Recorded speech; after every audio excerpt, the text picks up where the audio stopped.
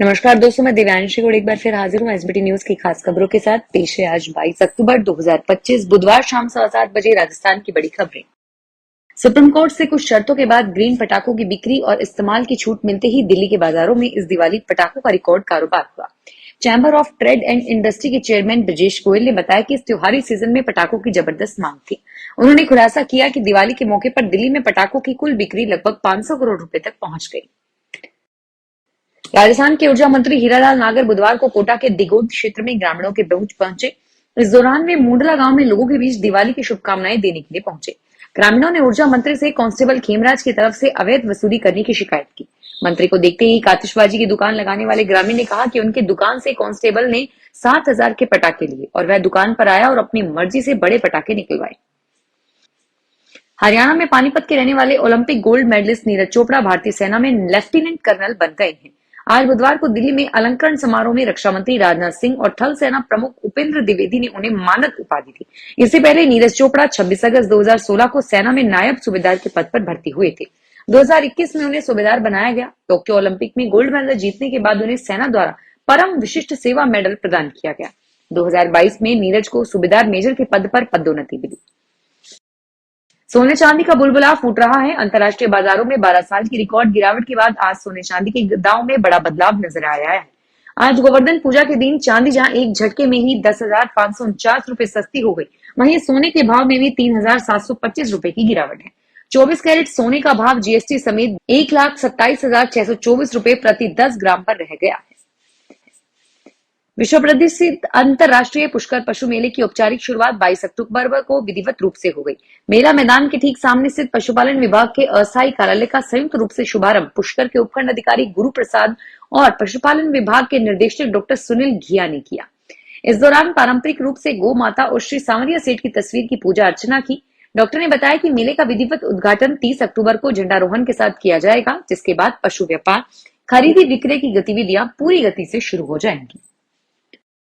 राजस्थान कांग्रेस में जिलाध्यक्षों की नियुक्ति की प्रक्रिया अब अपने अंतिम चरण में है। पार्टी ने संगठन को जमीनी स्तर पर मजबूत करने के लक्ष्य के तहत 50 जिलाध्यक्षों के चयन अभियान को लगभग पूरा कर लिया।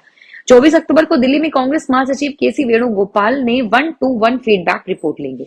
इस बैठक में प्रदेश प्रभारी सुखजिंदर सिंह रंधावा और केंद्रीय नेता सेंथिल कुमार मौजूद रहेंगे। राजस्थान में संगठन के 50 जिलों के जिलाध्यक्षों के लिए 3,000 आवेदन आए हैं। जयपुर के लिए 50 से ज्यादा दावेदार सामने आए हैं।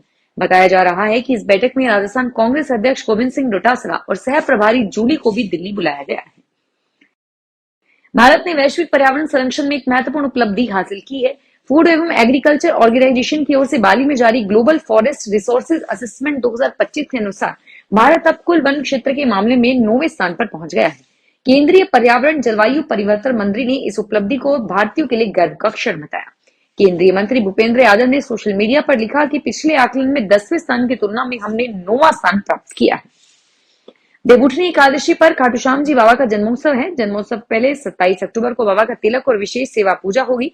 श्री श्याम मंदिर कमेटी के अध्यक्ष पृथ्वी सिंह चौहान ने बताया कि 27 अक्टूबर को बाबा का तिलक रहेगा।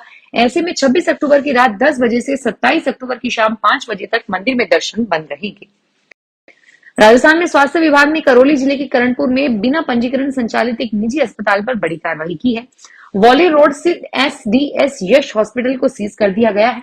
सीएमएचओ डॉक्टर मीणा ने बताया कि अस्पताल के खिलाफ मनमाने ढंग से इलाज का शुल्क वसूलने और लापरवाही से चिकित्सा सेवाएं देने की शिकायतें मिल रही थी। जांच में सामने आया कि यह अस्पताल बिना किसी वैध पंजीकरण के चल रहा था और एमडी यश हॉस्पिटल के नाम का दुरुपयोग करके लोगों को गुमराह किया जा रहा था। छत्तीसगढ़ के एक किसान ने अपने सालों पुराने सपने को साकार किया। किसान अपने परिवार संग होंडा शोरूम में स्कूटी खरीदने पहुंचा। हालांकि हैरानी तब हुई जब शोरूम के कर्मचारियों ने किसान के हाथ में भारी भरकम बोरा देखा। बोरे से सिक्कों की खनक सुनाई दे रही थी। बोरे में 10 और 20 के सिक्के थे, जिनके बदले किसान शोरूम में नई स्कूटी लेने पहुंचा। शोरूम के कर्मचारियों ने सिक्के गिनने में कोई कसर नहीं छोड़ी। शोरूम में घंटों तक सिक्कों की खनकती रही आवाजें। सिक्कों की गिनती पूरे होने पर किसान को स्कूटी की चाबी पकड़ाई गई। राजस्थान में एक बार फिर मौसम करवट बदल रहा है। मौसम विभाग की माने तो 25 अक्टूबर को प्रदेश में नया पश्चिमी विक्षोभ सक्रिय होगा, जिसके प्रभाव से 25 और 27 अक्टूबर को उदयपुर संभाग में बारिश हो सकती है। मौसम विभाग का अनुमान है कि नवंबर की शुरुआत में प्रदेश में सर्दी का असर देखने को मिल सकता है। राजस्थान की राजधानी जयपुर सेंट्रल जेल के भीतर संदिग्ध तरीके से फेंके गए पार्सल का मामला सामने आया है। जेल प्रशासन के जरिए की गई जांच और तलाशी में इन पैकेटों के अंदर से बीड़ी के बंडल और टेनिस बॉल बरामद हुए हैं। यह सामग्री किस इरादे से अंदर भेजी जा रही है, इसकी जांच चल रही है। लुधियाना के थाना लाडोवाल के अधीन आने वाले नेशनल हाईवे स्थित लाडोवाल टोल प्लाजा पर आज सुबह करीब 9:30 बजे आधा दर्जन के करीब वाहनों में टक्कर हो जाने का मामला सामने आया। उक्त मामले में जानकारी देते हुए थानेदार विक्रम सिंह ने बताया कि जालंधर की तरफ से एक कैंटर चालक लुधियाना की तरफ जा रहा था और इसी दौरान उसने वाहन अपना मोड़ लिया और इसी के चलते पीछे से आ रहे तेज रफ्तार आधा दर्जन वाहन उसके साथ जा टकराए, जिसके कारण 4 व्यक्ति जख्मी हो गए। सोने की कीमतों में इस फेस्टिवल सीजन में लगातार बढ़ोतरी देखने को मिली। कीमतों में हो रही वृद्धि के चलते लोग धड़ल्ले से गोल्ड लोन ले रहे हैं। आरबीआई के आंकड़ों के अनुसार गोल्ड लोन इस समय लोगों की पहली पसंद है और इससे सालाना आधार पर 117.8% की वृद्धि दर्ज हुई है। आंकड़ों से पता चला है कि केवल 5 महीनों में लोगों ने 97,069 करोड़ रुपए का गोल्ड लोन लिया है।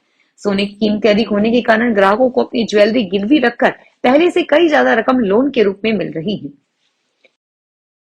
केरल के सबरीमाला मंदिर में सोना चोरी होने की चर्चा अभी थमी ही नहीं कि केरल के एक और मंदिर से चोरी की खबरें सामने आई हैं।